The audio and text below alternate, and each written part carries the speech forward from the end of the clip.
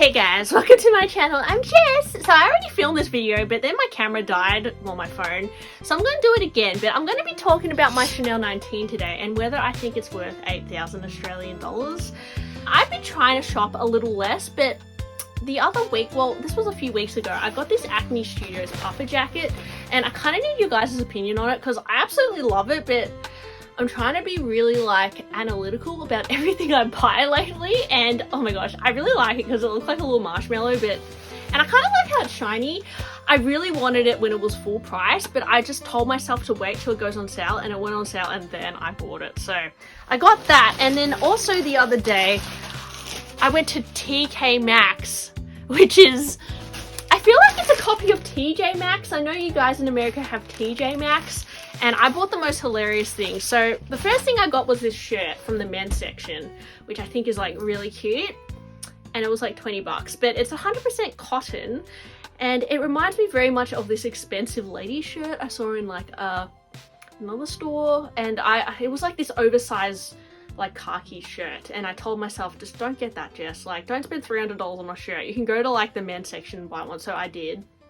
And then while I was in the men's section of TK Maxx, I also bought this butterfly business shirt, and you'll probably see me wearing it in my upcoming videos, but it's also 100% cotton, so it's very nice. And it also looks kind of silly, but I'm just gonna wear it over things like shorts and stuff, and it kind of gives me like vintage Versace vibes. I also bought this mug for myself, and these socks.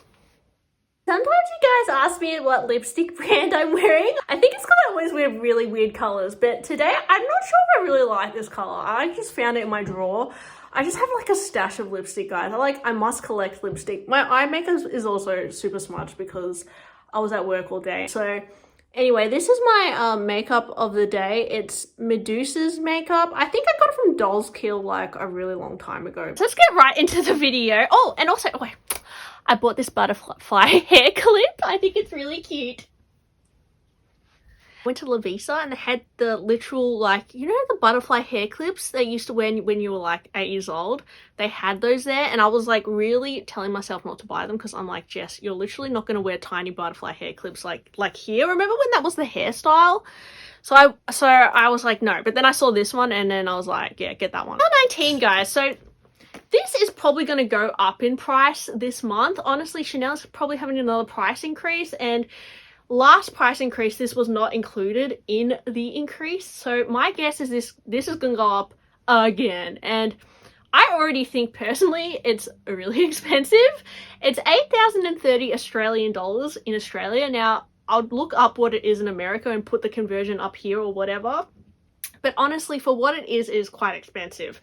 Now, the Chanel 19, it definitely reminds me a little bit of a Chanel seasonal flap because it has a fabric interior, and also I feel like it's a very trend-driven bag.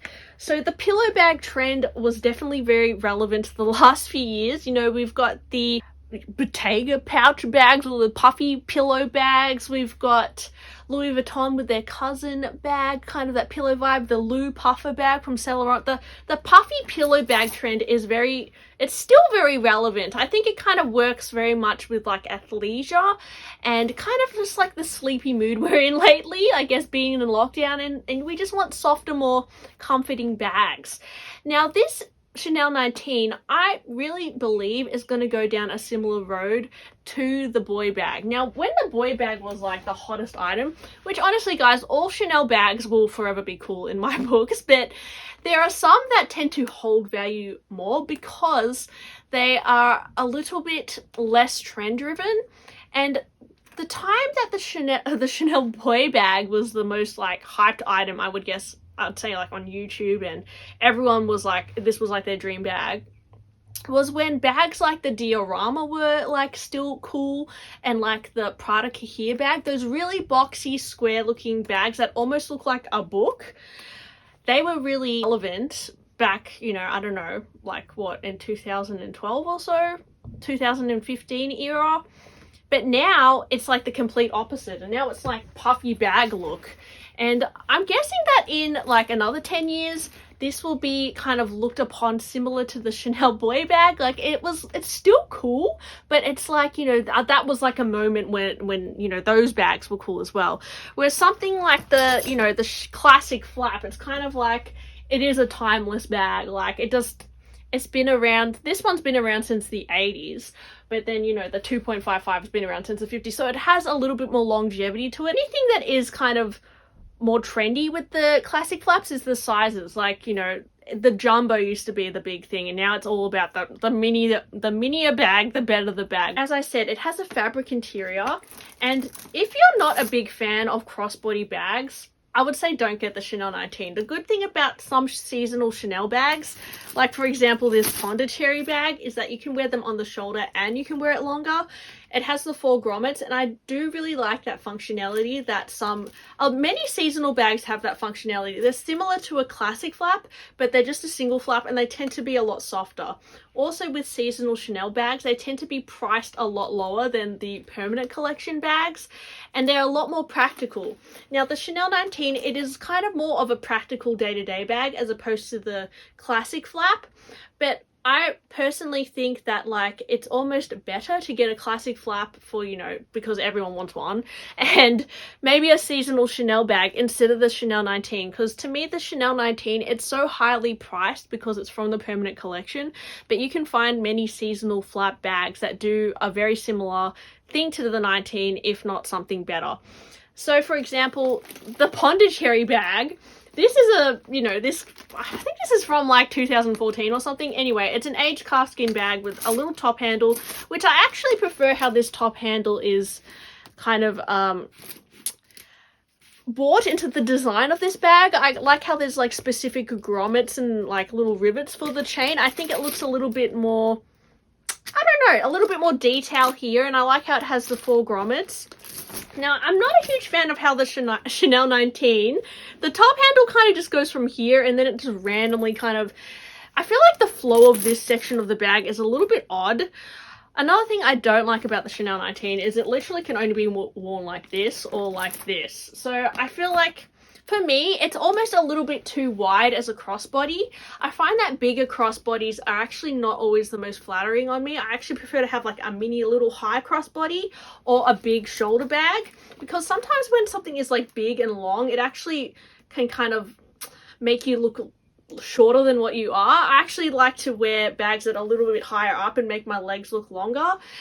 So anyway, that's just a little bit of something with proportions, but with the Chanel 19, it's actually not that easy to adjust the chain to whatever length you like.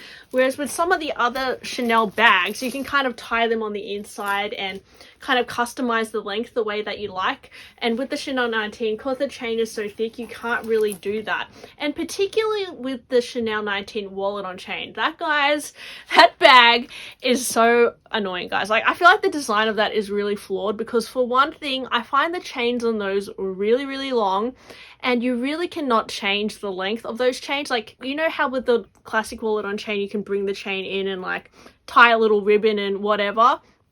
These you cannot. Like, it's just too thick, it's just too bulky, and you're really stuck with that one length of chain, which for most people is actually extremely long. So with the leather of this bag, I've got it in the goat skin from the 20A collection. I personally really like goat skin because it's really thick and it's quite robust, but I find that with the Chanel 19, if you scratch it, it's really hard to buff out the scratch. And I've noticed on like many of the lambskin Chanel 19 bags, they can damage quite significantly, and it's really hard to restore the leather.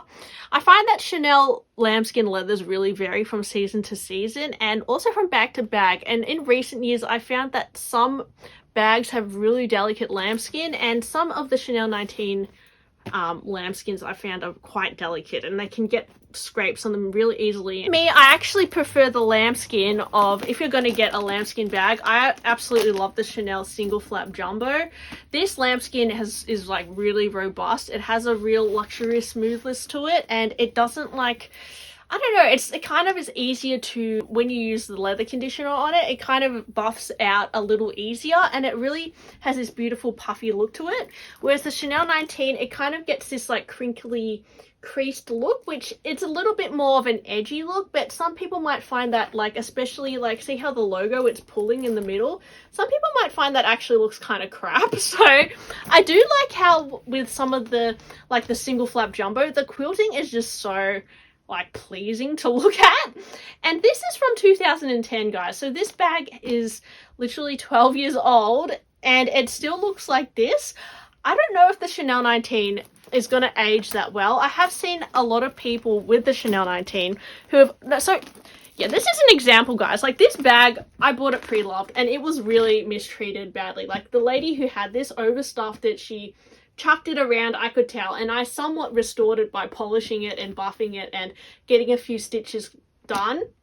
And after I've done that, I feel like it looks quite good.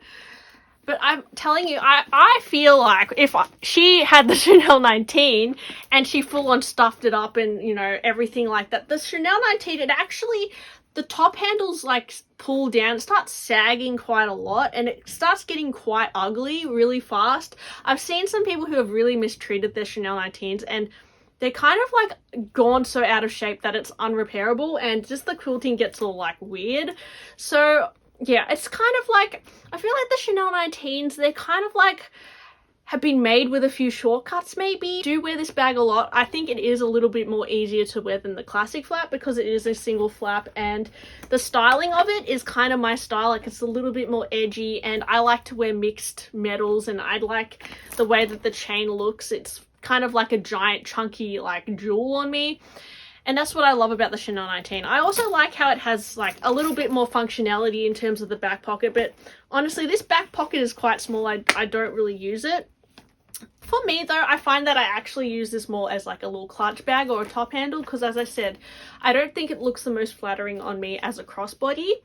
Now, at $8,000 that it is now, I would almost say if you're new to Chanel and you love the classic flap, I would rather get a classic flap and then maybe not use it as an everyday bag, because honestly I don't use them as everyday bags. I use them maybe on the weekend and a few times a week, but as an everyday bag, I feel like that's what the Chanel 19 is kind of designed for. I would rather get like a single flap jumbo as an everyday bag because I think it's a lot more timeless and it kind of just like goes with every outfit, and the chains are still relatively chunky.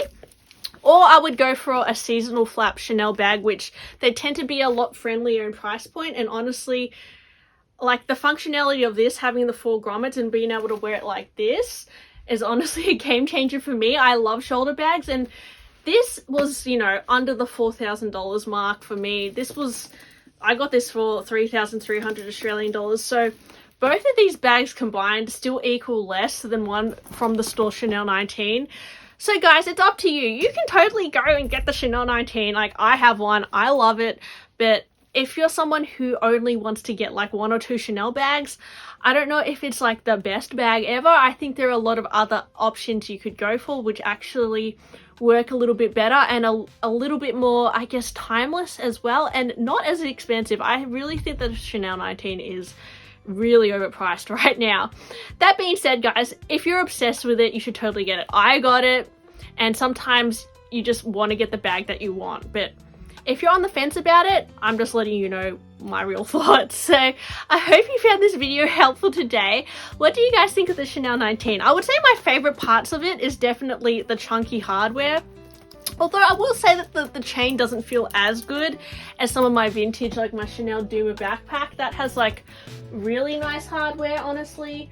Some of the vintage bags you really cannot compare, and I feel like there are some parts of the Chanel 19 where it feels like they've kind of been a little bit stingy. I don't know, guys. Like, maybe I'm being a bit too harsh.